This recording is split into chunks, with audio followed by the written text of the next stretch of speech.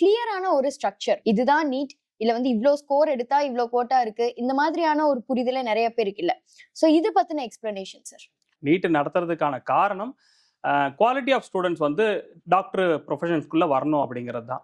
So அதில் வந்து உங்களுக்கு நிறைய விஷயங்கள் இருக்குது. ஃபஸ்ட்டு மார்க் பேசஸ் பார்த்தோம் அப்படின்னா 720 மார்க்ஸ் ஃபுல் மார்க் வச்சுருக்காங்க. அதில் அவுட் ஆஃப் பாஸ் பர்சன்டேஜ் அப்படிங்கிறது ரொம்ப கம்மி. ஒரு 120, 130, 110 அந்த மாதிரி தான் பாசிங் மார்க்ஸ் இருக்கும். So community wise, category wise differ ஆகுது.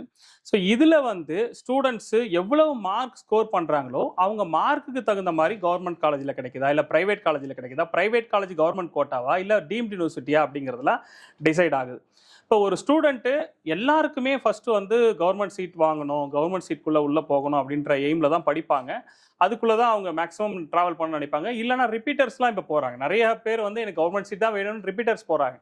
ஸோ என்னை பொறுத்த வரைக்கும் இயர்ஸ் வேஸ்ட் பண்ணுறதுன்றது அது ரொம்ப பெரிய விஷயம். ஸோ அது ஸ்டூடெண்ட்ஸ் ஓகே, அவங்க ஒரு நல்ல ஸ்கோர் எடுத்துட்டாங்க, கொஞ்சம் பார்டரில் போயிடுச்சு அப்படின்னா 100% அவங்க ரிப்பீட்டர்ஸ் போகலாம்.